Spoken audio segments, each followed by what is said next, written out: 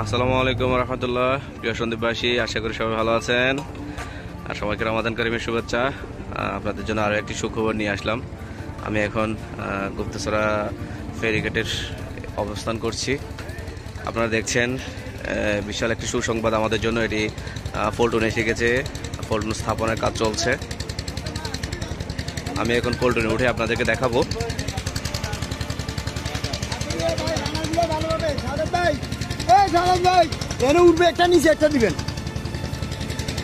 এই যে পল্টন এসে স্থাপনার কাছাকাছি, আমি এখন পল্টনে আছি। এটি ফেরির পল্টন এখানে স্থাপন হবে।